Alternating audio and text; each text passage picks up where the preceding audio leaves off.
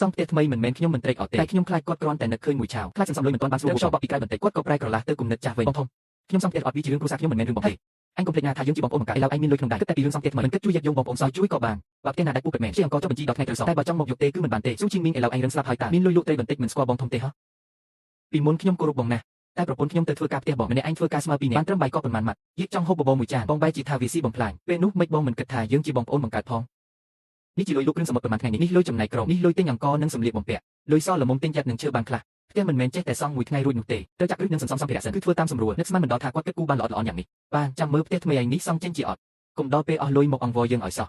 បងធំកុំបារម្ភអីទូគ្រួសារខ្ញុំដុនដាប់យ៉ាងណាក៏មិនឲ្យលីងសវេទៅអនក្បាលផ្ទះបងទៀតដែរបើពូកែមែនមិនបាច់សង់ធំពេកទេផ្ទះក្បឿង3ល្វែងធ្វើដាច់ដោយឡែកទៅធ្វើបង្អួចឲ្យចិត្តល្អរងាធ្លាក់ខ្យល់ក៏មិនសូវរងាដែរប៉ាផ្ទះយើងនឹងលេងលេខខ្យល់ចូលទៀតហើយមែនទេប្រកាសមែនហើយថ្ងៃក្រោយយាកគេងលេងបាច់ដណ្ដប់ឲ្យចាស់ទៀតហើយពីមុនបងគិតត្រឹមឲ្យយាកបានហូបឆ្អែតនឹងកុំឲ្យរងាញាក់ញាក់កណ្ដាលយប់សវេរឿងសង់ផ្ទះតតែអូនយកព្រមទៅបានថ្ងៃមុខរឿងធំក្នុងផ្ទះអូនជាអ្នកសម្រេចមនុស្សដែលបងជំពាក់គុណបំផុតគឺអូននេះហើយសង់ផ្ទះថ្មីក៏ត្រូវសួរយោបល់អូនមុនដែរអញ្ចឹងទិញសម្ភារៈសិនទៅចាយលុយអស់ពីខ្លួនឲ្យសោះណា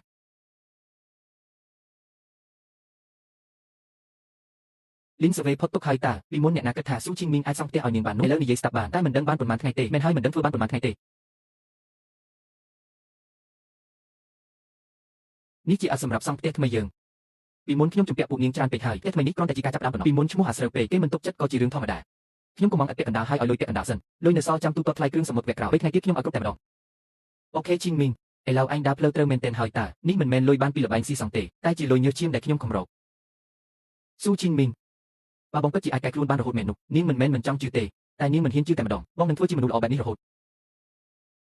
ជីងមីងមនុស្សពីហានហ្វូជួយថាចោះហើយក្នុងក្រុមទៅរកគ្នាហើយគេថាគ្រឿងសមុទ្រយើងថ្លៃពេកឯគេនឹងបញ្ចុះតម្លៃចុះហើយបញ្ចុះតម្លៃទៀតហើយអត់គ្រឿងយើងទៅទិញថ្ងៃនេះគិតយ៉ាងម៉េចទៅម្លាក់ថ្លៃហោះចាំមើលអ្នកណាខ្វះអ្នកណាមិនបា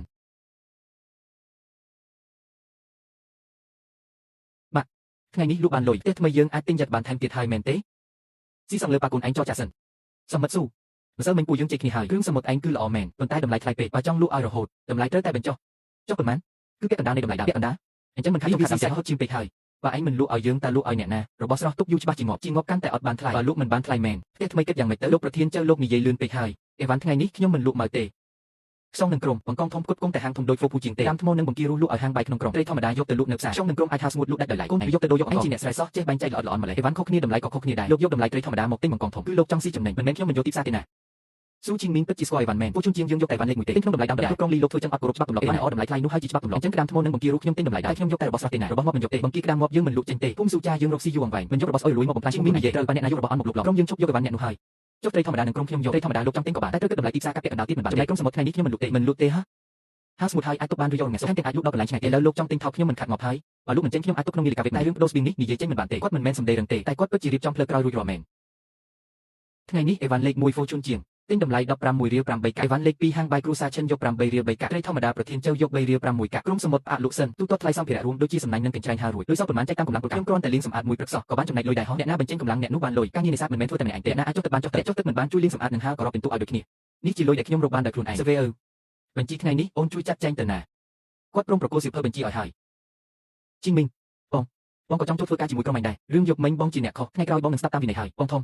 ចង់ចូលក្រុមគឺបានតែខ្ញុំសូមនិយាយឲ្យច្បាស់សិនបងត្រូវស្ដាប់តាមវិន័យហាមលួចចុះសមុទ្រកណ្ដាលយកហាមដណ្ដើមសំណាញ់អ្នកដទៃហាមយកអីវ៉ាន់តូចលាយអីវ៉ាន់ធំហើយហាមធ្វើបាបលីនសវេនឹងយកទៀតបានបងស្ដាប់តាមថ្ងៃស្អែកទៅមើលទឹកនេះសិនបើធ្វើបានល្អចាំគិតពិន្ទុឲ្យគាត់ពិតជាអាចឈរជើងបានមែនមីស្រីម្នាក់នេះប្រកាសជាមិនព្រមជប់ត្រឹមនឹងទេតែពេលនេះខ្ញុំគ្មានពេលទៅខ្វល់ជាមួយនាងទេគឺផ្ទះថ្មីកំពុងត្រូវការលុយបន្តក្រុមនេសាទទឹកប្រៃក៏គួរតែបង្កើតឡើងជាផ្លូវការដែរអូខេបានហើយបងធំថ្ងៃនេះបងនៅតែមើលទឹកនេះចោលដែរឲ្យតែទឹកឡើងភ្លាមត្រូវស្រែកហៅគេឲ្យថយចេញបានបងចាំហើយ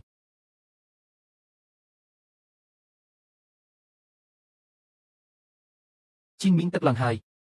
យដកថយទាំងអស់គ្នាចាំបន្តិចទៀតសោះរឿងមិនទាន់បានគ្រប់ផងបើយឺតតែបន្តិចទៀតយើងប្រកាសជាជាប់នៅទីនោះមិនខានបងធំថ្ងៃនេះមើលទឹកបានល្អណាស់គាត់ពិន្ទុឲ្យគាត់ទៅធ្វើតាមច្បាប់ទម្លាប់បញ្ចេញកម្លាំងត្រូវតែបានពិន្ទុជីងមីងពីមុនបងជាអ្នកខុសអូនថ្លៃអត់ពីមុនលីនសវេទៅធ្វើការផ្ទះបងគឺបងអ្នកស៊ីកម្លាំងញើសឈាមលុយនេះមិនច្រើនទេសងការជំពាក់ពីមុនចុះចាំថ្ងៃក្រោយរកលុយបាននឹងសងបន្តិចម្ដងទៀតសវេលុយនេះអូនសម្រាប់ចិត្តដល់ខ្លួនឯងចុះអញ្ចឹងគាត់ចុះបញ្ជីសិនទៅល្អគាត់ចុះបញ្ជីរបស់ដែលធ្លាប់ជំពាក់គេពីមុនគួរតែសងឲ្យអស់ម្ដងមួយជាធំមានការអីនិយាយមកខ្ញុំស្ទើរតែត្រូវគេយកធ្វើជាឧបករណ៍ទៅហើយខ្ញុំគ្រាន់តែដើរកាត់ក៏យកអស់មក